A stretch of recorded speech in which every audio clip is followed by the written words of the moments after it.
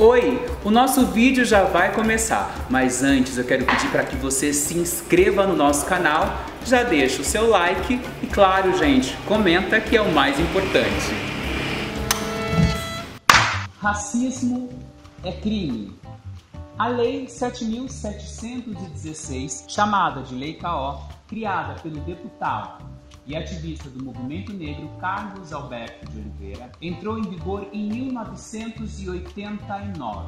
Penaliza crimes de discriminação por raça e cor, considerados crime no Brasil. No programa de hoje, a gente vai falar um pouco sobre dados e questões relacionados aos crimes raciais no Brasil. Hoje a gente conversa com Júlia Drummond. Júlia, seja bem-vinda. Obrigada. Muito obrigado. Muito obrigado por aceitar estar com a gente.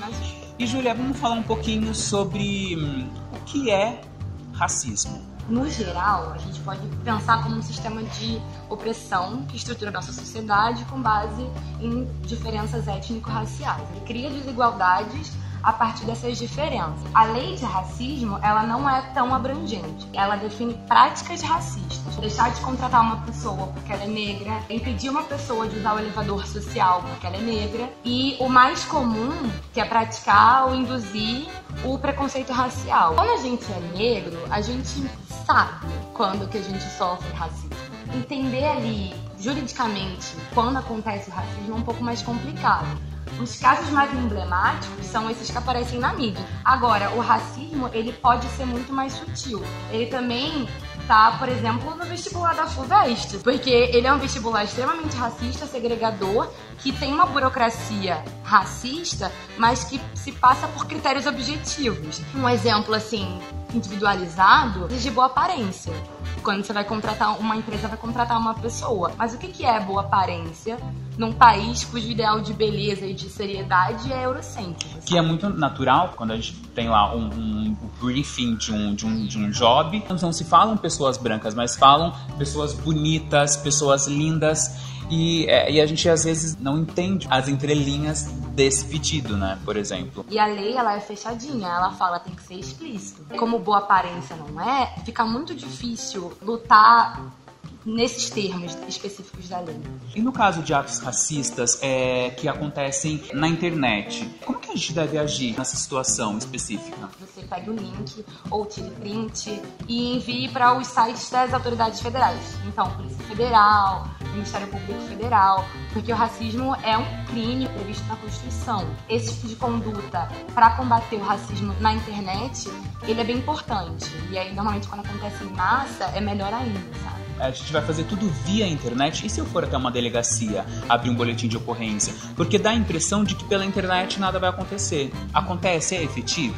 Você pode ir, quando você sofre racismo, ou você vê um ato de racismo acontecendo, você pode procurar a delegacia de polícia civil e você abre um boletim de ocorrência. Ou você pode procurar um Ministério Público e entrar com uma representação. Para fazer as duas coisas, você não precisa de advogado. E aí é importante saber isso. Caso a pessoa sinta a necessidade de ter um aconselhamento jurídico e ela não tiver advogado, ela pode procurar a Defensoria Pública. Ou mesmo procurar a nossa rede, né? A gente tem muita gente preta por aí atuando e tal. A gente tem o crime de racismo e a gente tem a injúria racial. Quais são as diferenças entre os dois aspectos? Qual que é a diferença que normalmente se fala no direito entre os dois? O crime de racismo seria uma ofensa a toda uma raça, a um grupo étnico-racial, e a injúria seria individualizada. A pena dos dois é a mesma, mas o simbolismo é que é diferente. E tem alguns aspectos processuais também diferentes e tal, mas é basicamente isso. Quando a gente chega lá na delegacia, quem vai dizer se foi uma injúria ou se foi um crime de racismo? Digamos que fica a cargo do delegado dizer, apontar e sugerir qual é o tipo penal, que a gente chama, né? Na polícia, a polícia faz a investigação. Dessa investigação sai um relatório que vai para o Ministério Público. Aí o Ministério Público decide se vai entrar com a ação ou não. Se o Ministério Público entrar com a ação, é ele quem define qual é o crime, se foi racismo ou se foi injúria. E aí isso é bastante complicado, porque tem alguns aspectos que acabam travando a pessoa que denunciou. Porque, por exemplo, você acha que foi racismo. Você fala, não, eu quero que se enquadre na lei de racismo, que é mais grave.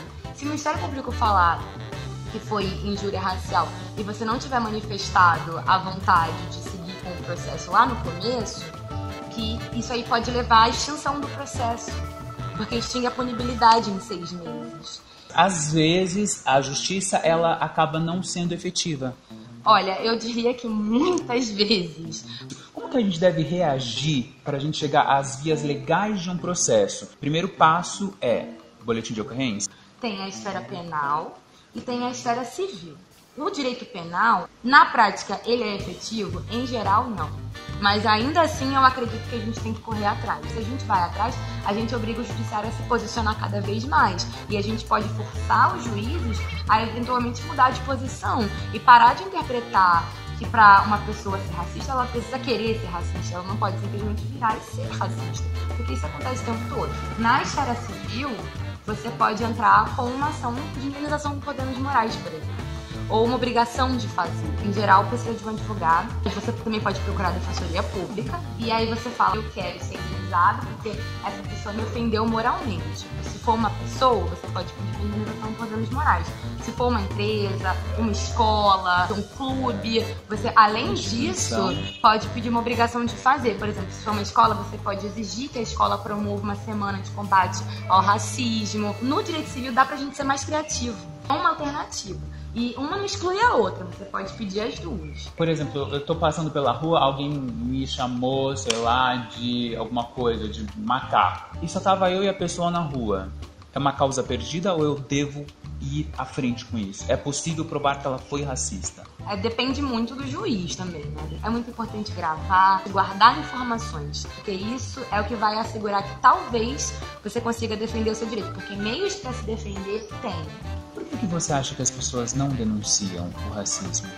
Por causa às vezes, da falta de informação, porque o direito ele não é acessível, ele é feito para não ser acessível. Mas, ao mesmo tempo, eu acho que também tem uma questão que foge do direito, que é o mito da democracia racial. Nem todo mundo tá por dentro do debate racial e não é culpa de ninguém, na verdade, assim, de nós negros, por exemplo. Porque a gente é criado pra achar que tá tudo bem. Então, às vezes a gente sofre uma ofensa, a gente é demitido de um emprego, a gente não consegue uma promoção no trabalho. As mulheres negras, em geral, estudam 6 vezes mais que um homem branco. E elas não são promovidas, e os homens brancos sim. É racismo, não é? Alguém te chamou de macaco? Não, mas é racismo.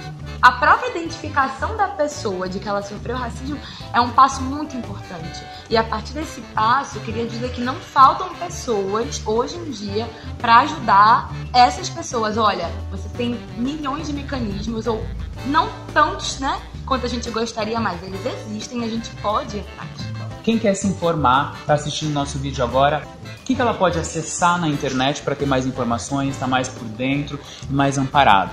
O site de promoção da igualdade racial, da Secretaria de Promoção da Igualdade Racial do Governo Federal. O próprio site do Ministério Público Federal tem algumas coisas. A sua página. Tem informações na sua página? Na minha página no Facebook tem sim. É Júlia Drummond Advocacia. Júlia Drummond Advocacia. Tá aqui tudo na descrição, gente.